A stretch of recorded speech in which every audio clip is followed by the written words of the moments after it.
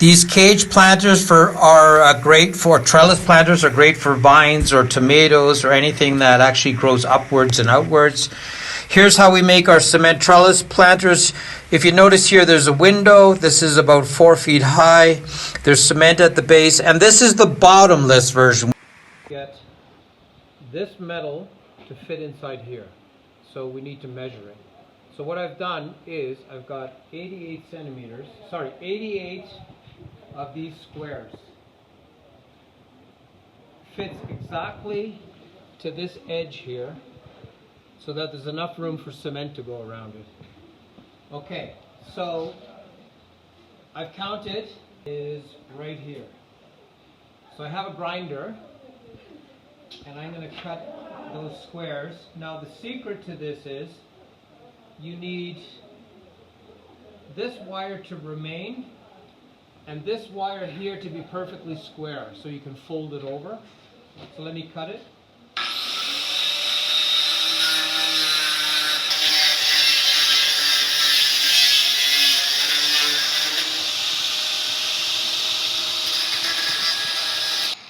Okay, so now you have a circle like this, and if you see closely, this edge is perfectly square, and this edge has all the nibs left over. So these nibs allow me to fold it into this one. So I will show how that's done. So I simply take a pair of good pliers, hold it towards me, and I bend every single one over and try to make it so that it's aligned with the other wires. So you're bending over these wires exactly. So we counted 88 squares, 88 of these squares, and every time it works out because the planter has, even if you have more of these molds, the planters always have the same diameter, so it's always very easy to do. And you bend them over only on a 90-degree angle. You don't go any further because it makes it harder then to fold them over, to wrap them into this part. And this looks really clean when you do it like this. Okay, everything's bent. So then we basically put the two cuts on a strong surface or a good surface. The two ends together, line them up perfectly. Shove them here so they're nice and tight. You start to get a few of them done. A lot of times I do this with a hammer, but you can also do it very easily with the pliers. And as you see, it's not very complicated to do. You can get them in very quickly.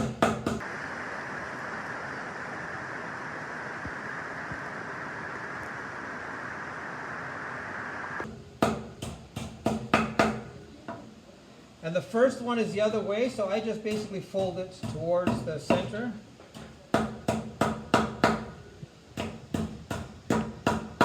So I do 10 on one side, and then I switch over to the other side, because then you know that it's closed.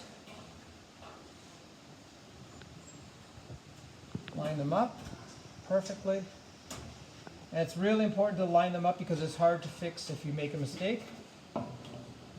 Tighten it up a bit. And the moment you got your first one in, it's a lot easier.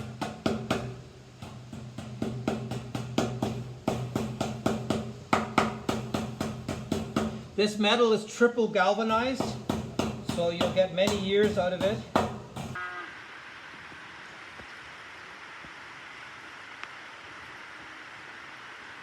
And as you can see, it wraps really nice.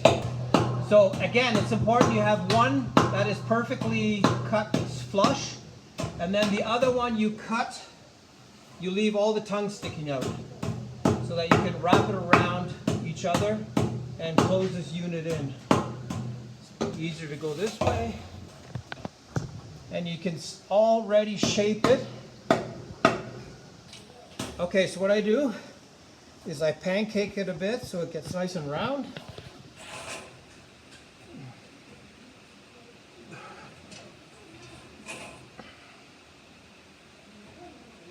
And the nice thing about this is cement firms it up even more. So you check, make it perfectly round. Then you work with these planters. They're called, the brand is Kangaroo, and basically it's for mixing cement or feeding animals. So this basically goes inside there, and that's how easy it is to finish the process of getting these planters ready to be filled with cement.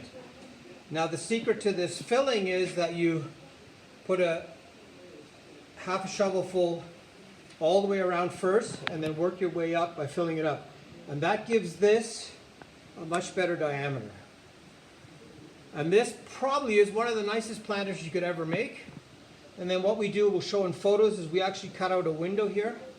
And this window allows you to go in and plant and weed and all that stuff. And the plants can grow up here. And the planter, the cement will actually hold enough moisture for the plant to do well, really well. And that's how you make these planters. This is the part inside, and this is where the cement goes, and there's lots of information in the video. Here we're lubing up the planters, these containers with cooking oil. This is a very important step because if you don't do it, it's really hard to get the cement out of this material.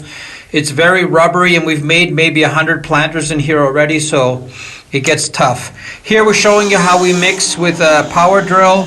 This is actually for mixing this drill, so it's a very specific drill. 3 sand to 1 Portland. And if you want to go a little bit lighter, 4 to 1 is okay as well. The consistency needs to be very porridge-like. And we always add our polypropylene fiber at the end of the process. And this really helps in the freeze-thaw cycle.